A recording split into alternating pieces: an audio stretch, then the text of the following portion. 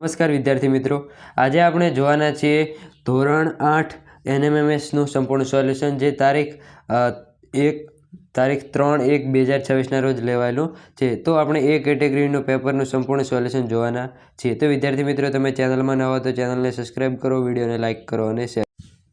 તો વિદ્યાર્થી મિત્રો, પહેલો પ્રશ્ન છે કે NSG રાષ્ટ્રીય સુરક્ષા, તો NDRF શું છે? તો છે આપત્તિ અને વ્યવસ્થાપન. પછી છે 3 તો ટ્રાયંગલ, 3 ખૂણા ટ્રાયંગલ એટલે ત્રિકોણને હોય.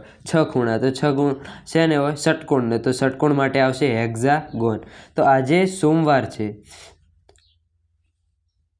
તો બરાબર 40 દિવસ પછી કયો વાર હશે? તો બરાબર 40 દિવસ પછી શનિવાર હશે. તેને તમારે 40ને 7 વડે ભાગવાના અને તે પ્રમાણે તમે ગણશો તો તમને શનિવાર મળશે. પછી આગળનો પ્રશ્ન, પછી ચોથો પ્રશ્ન છે AQI મીન્સ.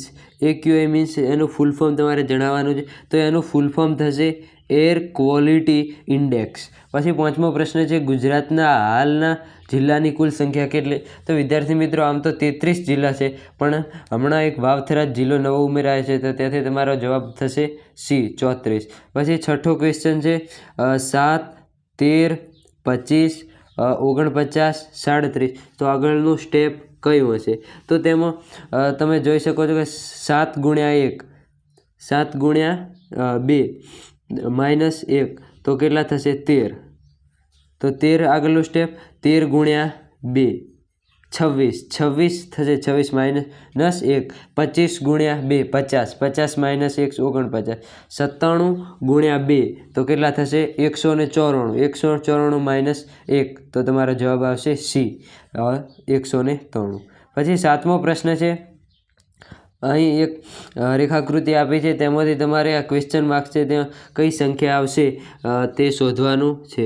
તો તેમાં તમે જોઈ શકો છો 6 અને 2 છે. સાતમા પ્રશ્નમાં એક ક્વેશ્ચન માર્ક્સ, તો 3 ને 7 10. 3 અને 7 કેટલા થશે? 10. 8 ને 4 કેટલા થશે? 8 ને 4 થશે 12. તો 12 ગુણ્યા 10 કેટલા થશે? 12 દાન 120. તો તમારો અહીં જવાબ બનશે સાતમામાં D 120.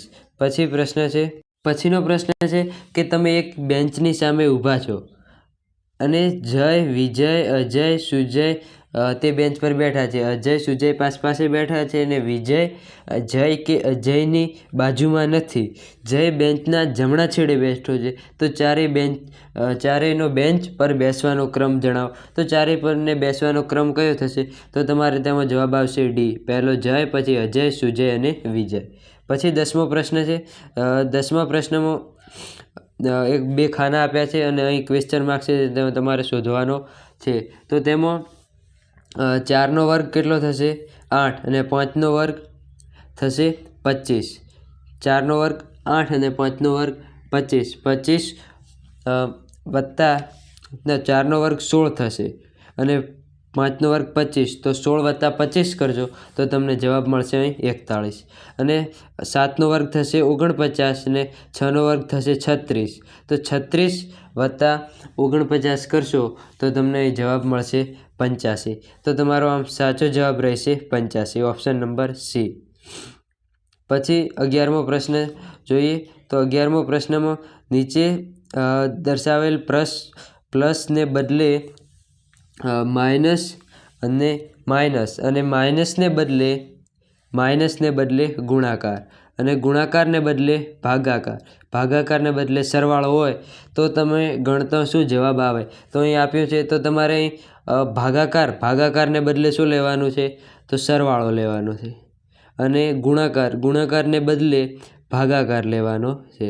અને સરવાળાના બદલે બાદબાકી લેવાની અને બાદબાકીના બદલે ગુણાકાર લેવાનો છે. તો અહીં તમે હવે ભાગુસભાનો નિયમ લાગુ પાડશો. તો પહેલો શું કરવાનો? ભાગાકાર. તો ભાગાકારમાં 121 ભાગ્યા 11 કરવાના તો તમને જવાબ મળશે 11. અને પછી એનો ગુણાકાર, તો 11 ગુણ્યા 11 મળશે તેનું સ્ટેપ. તો 79 વત્તા 11 ઓછા 14 ગુણ્યા 7. તો હવે ગુણાકાર કરી નાખવાનો છે. તો 14 ગુણ્યા 7, તો 14 ગુણ્યા 7નો જવાબ આવશે 98. હવે તમારે સરવાળો કરવાનો છે. તો 79 વત્તા 11 અને પછી બાદબાકી કરવાની છે. તો બાદબાકી 79 વત્તા 11 કરશો તો 100 અને તેમાંથી આ 98 છે બાદ કરશો 98, તો તમને જવાબ મળશે 2. તો આમ તમારો આ વિકલ્પનો આ પ્રશ્નનો ઓપ્શનનો જવાબ રહેશે બી, એ 2. 11માં આવશે એ. પછી 12મો પ્રશ્ન છે કે જો એનો અર્થ બાદબાકી, બીનો અર્થ ભાગાકાર, સીનો અર્થ પ્લસ અને ડીનો અર્થ ગુણાકાર હોય તો અહીં આપેલ છે તેમાં તમે ભાગુસભાનો નિયમ લગાવી અને એ બી સી ડીની જગ્યાએ ભાગાકાર, ગુણાકાર વગેરે કરીને તમે કરશો તો તમારો અહીં સાચો જવાબ રહેશે બી 5. પછી છે 13મો પ્રશ્ન કે જો ઝેબ્રાને સાંકેતિક ભાષામાં 26, 52, 181 લખી શકાય તો LION લાયનને શું લખી શકાય? તો તેમાં તમારો જવાબ રહેશે 13મામાં એ 12, 91, 514. આમાં 13મામાં જવાબ છે એ. પછી 14મો પ્રશ્ન જોઈએ. 14મા પ્રશ્નમાં શું કીધું છે કે નીચે આપેલ ક્રમિક સંબંધને પૂર્ણ કરવા કયો વિકલ્પ પ્રશ્નાર્થની જગ્યાએ મૂકાશે? એ બી ડી જેમ સી બી એ જેમ QR ટી જેમ ક્વેશ્ચન માર્ક્સ. તો ક્વેશ્ચન માર્ક્સમાં કયો આવશે? તો ક્વેશ્ચન માર્ક્સમાં તમારે SRQ આવશે, SRQ. તેમાં તમારે એ છે તો એને પહેલો એને છેલ્લે મૂકવાનો, તો ક્યુને પહેલો છે તો ક્યુને છેલ્લે મૂકવાનો. પછી બીજો બી છે તો એની જગ્યાએ બી રાખ્યો છે, તો આર છે તો એની જગ્યાએ આર રાખશે. અને પછી ટી છે એને પહેલો લાવવાનો પણ એના પહેલા અક્ષરનો, તો PQRST, તો એસ પહેલો મૂકશો તો SRQ, તો તમારો જવાબ બનશે એ. પછી 15મો છે જો કોંગ્રેચ્યુલેશન ને સાંકેતિક ભાષામાં આવી રીતના લખાય છે તો થેન્ક યુને સાંકેતિક ભાષામાં શું લખાશે? તો કોંગ્રેચ્યુલેશનને સાંકેતિક ભાષા આપી છે તો તેનું ઉલટું કરી નાખ્યું છે, તો થેન્ક યુ. તો થેન્ક યુનું તમે ઉલટું કરશો તો તમને કંઈક આવો જવાબ મળશે. તો આના માટે જવાબ રહેશે 15મામાં એ. પછી 16મો પ્રશ્ન જોઈએ. તો 16મા પ્રશ્નમાં છે જો એનો અર્થ ભાગાકાર, બીનો અર્થ ગુણાકાર, સીનો અર્થ પ્લસ અને ડીનો અર્થ માઇનસ કરવામાં આવે તો આપેલા કિંમત છે તેમાં નીચેનામાંથી કયો સાચો રહે? તો તમે આ કિંમતો મૂકી સાદુરૂપ બાકી ભાગુસભાનો નિયમ લગાવીને જવાબ તમે જોશો તો તમને અહીં જવાબ મળશે ડી. તો 16માનો પ્રશ્નનો જવાબ છે ડી. 17મો છે કે નીચે આપેલા શબ્દોને તાર્કિક રીતે ક્રમશર ગોઠવો. તો તર્ક લગાવીને તમારે અહીં ક્રમશર ગોઠવવાના છે. તો તેમાં તમારે પહેલું આવશે મુદ્દલ, પછી આવશે વ્યાજદર, પછી વ્યાજ, પછી મુદ્દત, પછી આવશે વ્યાજ મુદ્દલ. તો આમ તમારે 17મા પ્રશ્નનો જવાબ રહેશે બી. પછી 18મો પ્રશ્ન જોઈએ. તો 18મો પ્રશ્ન છે નીચેના શબ્દોને તાર્કિક રીતે ગોઠવો. તો તેમાં જાહેરાત, ઇન્ટરવ્યૂ, અરજીપત્ર, નિયુક્તિ, પરીક્ષા, પસંદગી, ખુશ, તો તેને તાર્કિક રીતે ગોઠવવાના છે. તો તેમાં તમારે સર્વપ્રથમ તો શું આવશે? પરીક્ષા આપવાની. પરીક્ષા આપ્યા પછી જાહેરાત ના પહેલું હશે પરીક્ષા પછી શું હશે? જાહેરાત પછી હશે અરજીપત્ર હશે રૂબરૂ મુલાકાત પછી હશે પસંદગી અને પસંદગી પછી શું હશે? નિયુક્તિ પછી ખુશી. તો 18માં તમારો જવાબ રહેશે એ. પછી 19મો પ્રશ્ન છે નીચેના કાળને યોગ્ય ક્રમમાં ગોઠવો. તો તેમાં યોગ્ય ક્રમમાં ગોઠવવામાં તમારે સી જવાબ આવશે. પહેલો આવશે પાષાણ યુગ, ધાતુકાળ, મિશ્ર ધાતુકાળ, પરમાણુકાળ અને આધુનિક કાળ. પછી 20મો પ્રશ્ન છે કદ મુજબ ચડતા ક્રમમાં ગોઠવો. તો કદ મુજબ ચડતા ક્રમમાં ગોઠવવાનું છે. તો આ તમને બધાને ખબર હશે કે પહેલું શું આવશે? ચંદ્ર, પછી શું આવશે? પૃથ્વી, પછી સૂર્ય, પછી તારા અને પછી આવશે આકાશગંગા. તો ચડતા ક્રમમાં ગોઠવવાનું છે કદ મુજબ. તો સૌથી નાનું પહેલાં તો ચંદ્ર પહેલાં આવશે, કારણ કે પૃથ્વીનો ચંદ્ર એક ઉપગ્રહ છે એટલે ચંદ્ર પહેલાં, પછી પૃથ્વી અને પછી આવશે સૂર્ય પછી આવશે તારા, તારા પછી આકાશગંગા, તો 20માં જવાબ રહેશે સી. પછી 21મો પ્રશ્ન જોઈએ તો 21મો પ્રશ્ન છે, નીચે આપેલા 4 વિકલ્પોમાંથી નીચેની શબ્દની અર્થપૂર્ણ જોડણી બનાવો, અર્થપૂર્ણ ગોઠવણી કરો. તો તેમાં 21માં તમારે જવાબ રહેશે એ. પહેલું આવશે ગુનો, પછી પોલીસ, પછી સુનાવણી, પછી ચુકાદો અને રાજા. પછી આવશે 22મો પ્રશ્ન, મૂળાક્ષરને યોગ્ય ક્રમમાં ગોઠવો. તો તેમાં 22માં તમારો જવાબ રહેશે એ.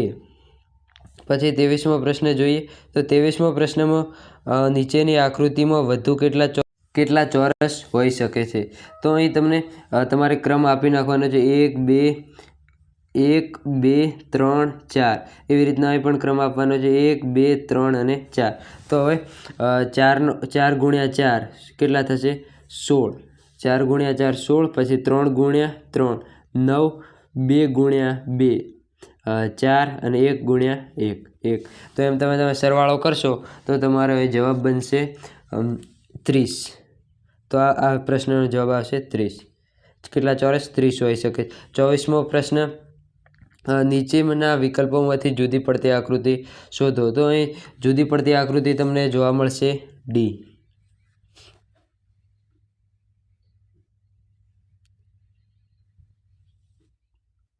પછીનો પ્રશ્ન છે 25મો પ્રશ્નમાં કહ્યું છે, નીચે આપેલા પ્રશ્નમાં આકૃતિની અરીસા દર્પણની છાપ, એટલે કે આપેલા આકૃતિની દર્પણમાં છાપ કેવી હશે અરીસામાં? તો તેમાં ઉલટું થઈ જાય, તો તેમાં જવાબ તમારો મળશે બી. પછી છે 26મો પ્રશ્ન કે પ્રશ્નચિત્રમાં આપેલ આકૃતિ અધૂરું ભૌમિતિક ચિત્ર છે, જે ઉત્તર ચિત્રના વિકલ્પમાંથી એક યોગ્ય વિકલ્પ પસંદ કરી ચિત્ર પૂરું કરો. તો તમારે એમાં જવાબ બનશે બી. તો આ તમે જોઈન્ટ કરો તો જે ચિત્ર પૂરું થઈ જાય. પછી 47મો છે, નીચેનામાંથી 4 આકૃતિ આપેલી છે, તેમાંથી કઈ આકૃતિ એક જુદી પડે છે? તો તેમાં આવશે બી જવાબ, કારણ કે ડાર્ક ભાગ છે એ વચ્ચે આપેલો છે, જ્યારે આમાં છેડા પર આપેલો છે. 28મો પ્રશ્ન છે કે આપેલ કોયડા સમસ્યા આકૃતિમાં જેનો એક ભાગ અદૃશ્ય છે, તો નીચેનામાંથી કયો બંધબેસતો ભાગ નીચેના પૈકી છે? તો 28માં તમારે જવાબ મળશે સી. તો આ ભાગને તમે જોડો તો કમ્પ્લીટ આકૃતિ બની જાય છે. તો 28માં જવાબ આવશે સી. 29માં જોઈએ. 29માં આપેલ આકૃતિમાં ત્રિકોણોની સંખ્યા કેટલી છે? તો આપેલ આકૃતિમાં ત્રિકોણોની સંખ્યા કેટલી? 32 છે. પછી 30મો પ્રશ્ન છે કે સમસ્યા આકૃતિની શ્રેણીને પૂર્ણ કરતા વિકલ્પમાંથી યોગ્ય વિકલ્પ શોધો. તો તેમાં તમારો જવાબ રહેશે 30માં એ. 31માં જોઈએ કે રેલગાડી અમદાવાદથી પશ્ચિમ દિશામાં 120 કિલોમીટર અંતર કાપી દક્ષિણ બાજુ 30 કિલોમીટર અંતર કાપે અને ત્યાંથી પૂર્વ દિશામાં 120 કિલોમીટર અંતર કાપે અને દક્ષિણ બાજુ ચાલવા લાગે, તો આ રેલગાડી અમદાવાદથી કઈ દિશામાં હશે? તો આ રેલગાડી અમદાવાદથી દક્ષિણ દિશામાં હશે. પછી 32મો પ્રશ્ન છે, પી એ વાયની કઈ દિશામાં હશે? તો 32માં તમારો જવાબ રહેશે નૈઋત્ય દિશામાં હશે.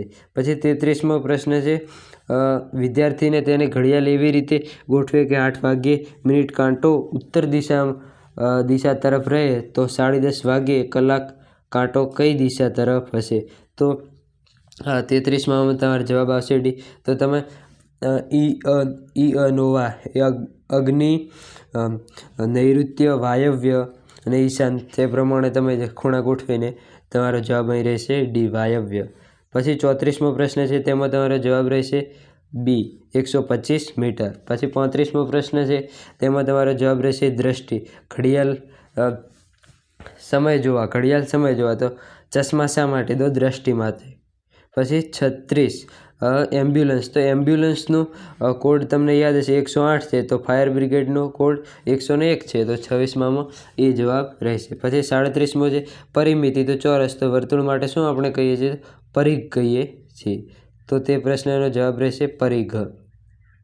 તો વિદ્યાર્થી મિત્રો, તમે ચેનલને સબસ્ક્રાઈબ ન કરી હોય તો ચેનલને સબસ્ક્રાઈબ કરો, વિડીયોને લાઇક કરો અને શેર કરો. અને આગળનું સોલ્યુશન આપણે આગલા વિડીયોમાં જોઈશું.